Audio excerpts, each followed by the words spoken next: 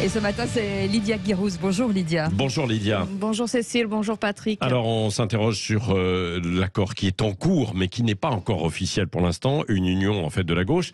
Vous dites Lydia que ce n'est qu'un énième remake du mythe du grand soir du côté de la gauche. Oui, avec un petit accent français pour le remake, Patrick. Ouais. Qu'est-ce que j'ai dit? Remake, Ah oui. au lieu de remake. A remake, yes.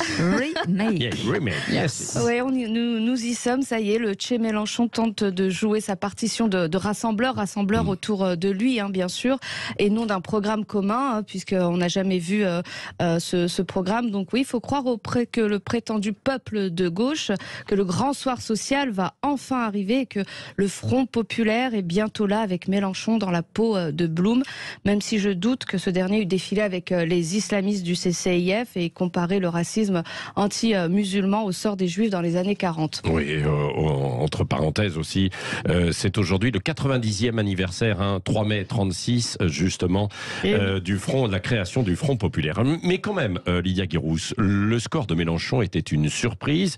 Il a failli être au second tour, non? Oui, et cela est vrai, et c'est le score du second tour de Mélenchon, en fait, et le Mélenchon vote utile, qui pèse environ 20% quand il se présente.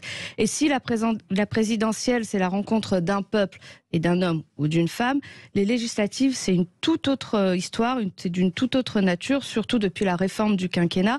Elles sont le prolongement de la présidentielle, avec un nouveau blanc-seing programmatique pour le parti du nouveau président.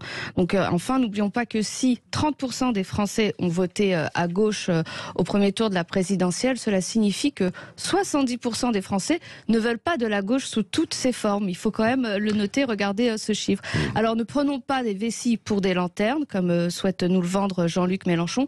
Tout cela n'est qu'une vaste fumisterie pour meubler l'avant-campagne législative et sans doute pour préparer l'après-Mélenchon, s'il y en a un. Oui, selon vous, tout cela ne tient que sur le seul Jean-Luc Mélenchon, sinon ça s'effondre? Oui, je le crois. Jean-Luc Mélenchon a réussi à incarner le vote des banlieues et de l'immigration.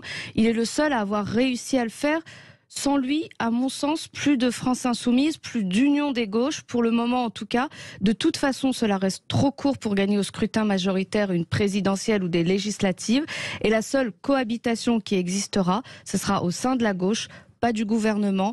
Donc le Jean-Luc Mélenchon, Premier ministre, est un leurre. Merci Lydia Guirousse.